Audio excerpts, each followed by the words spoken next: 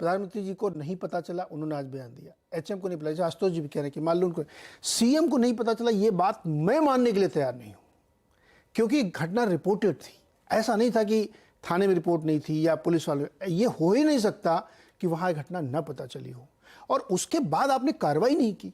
ये घटना का वीडियो सरफेस होता और ये होता कि देखो 3 महीने पहले घटना हुई थी और उसमें ये कांड हुआ, ये लोग गिरफ्तार हुए, उस पर कार्रवाई ही नहीं हुई। ऐसा कैसे हो सकता है कि बीरेंद्र सिंह को ये मालूम ही नहीं था? और अगर नहीं मालूम था तब तो और बड़ी खतरनाक स्थिति है कि वो कैसे राज्य चला रहे हैं, उनको कुछ पता ही नहीं चल रहा वहां पे और क्या हो रहा है। 2.5 महीने से पूरा स्टेट चल रहा है। सुबीर भौमिक जी, सर क्या चल रहा है यहाँ पे? ये क्या हो क्या रहा है वहां पे? अगर इतनी जघन्य घटना का को अब पता चला तो आप, मतलब मैं नहीं कह रहा हूं कि क्या हुआ होगा वहां पे, मुझे कुछ नहीं अंदाजा, लेकिन आप कल्पना कर सकते हैं कि वहां क्या हो रहा होगा? मैं 30 से 35 साल मणिपुर कवर करता रहा हूं, भारत का तमाम उत्तर पूर्वी राज्यों को कवर करता रहा हूं जी। और मैं इस तरह के हादसे से एक ही चीज आप लोगों को कहना चाहता हूं, जिस पर क्योंकि आशुतोष ने काफी डिटेल में बोला और मैं उनके साथ पूरी तरह से सहमत हूं। मैं 3 चीज यहां कहूंगा। एक, ये 19 तारीख को, 18 तारीख को ये हादसा हुआ। 19 तारीख को जो daily summary of information state police का, उसमें ये इंक्लूड था और जो केंद्रीय एसआईबी जो भेजता है, सेंट्रल आईबी, उनके रिपोर्ट में भी इंक्लूडेड था।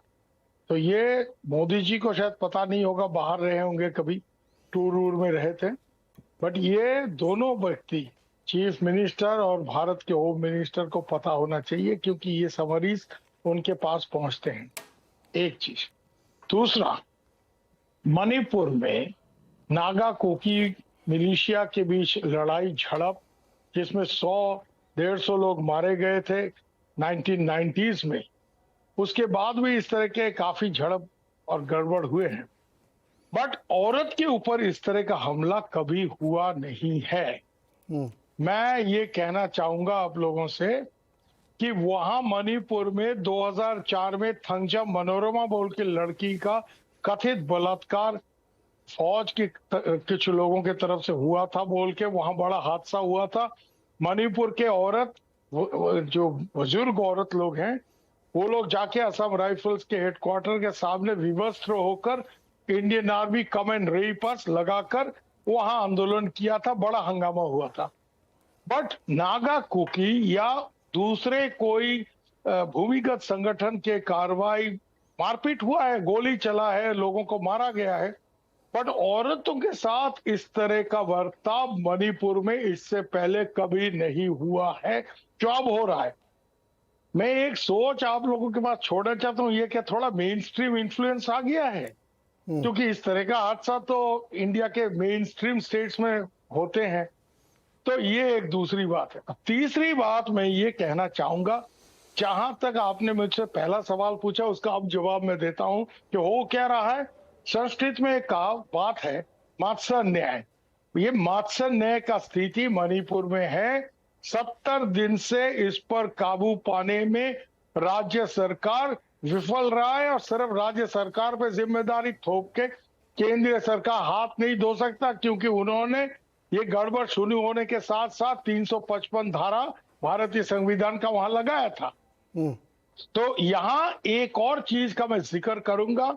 जनरल कुलकर्णी यहाँ है, मैं जरूर जानता हूं वो सहमत होंगे कि जहां पर पुलिस वालों ने कोई लूट नहीं हुआ, क्योंकि आर्म्स लूट तब होता है जब कोई स्ट्रॉन्ग इंसर्जेंट ग्रुप आके कोई पुलिस स्टेशन पे हमला बोलता है।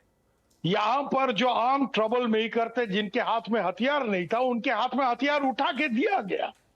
और आज के तारीख में एक मजाक हो रहा है कि ड्रॉप बॉक्स लगा के जिक्र किया जा रहा है कि साहब, जिन लोगों के पास गैर कानूनी तरीके से हथियार पहुंचा है वो यहां वापस हथियार को देकर जाएं। आज मैं हथियार लेके पुलिस के वहां से भागता हूं आर्मरी से, तो मेरे खिलाफ आर्म्स एक्ट में केस होगा नहीं होगा? बताइए। जरूर होगा। यहां पर ऐसा कुछ नहीं हो रहा है। आज के तारीख में हथियार जो बाहर गए हैं, पुलिस के आर्मरी से गए हैं जी, और हजारों के तादाद में गए हैं, वो वापस लाने में ज्यादातर अभी भी आज सरकार व्यर्थ हुआ है। और ये हथियार जब इस तरह के ट्रबल मेकर्स के हाथ में जाता है, जो पुलिस का हथियार है, इंसर्जेंट ग्रुप भी अपने कोई टारगेटेड एक्शन करते हैं, बट ये ट्रबल मेकर्स, ये लोग रायटर्स मॉब है, रायट करने वाला जनता, उनके हाथ में हथियार आपने उठा दिया, आप वापस लाने में विफल हो रहे हो। तो ये जब तब जहां तहां हादसा होगा, हमला होगा, लोगों पे वार होगा, एक इधर से करेगा, कोई उधर से करेगा, एक घटना होगा, उसका रिटेलिएशन होगा जी। और ये इतना सारा हथियार हजारों के तादाद में जब ट्रबल मेकर्स के हाथ में रहेगा और उसको वापस लाने में सरकार व्यर्थ होगी, तो वहां मात्र न्याय का स्थिति जो बरकरार रहा है 70 दिनों से।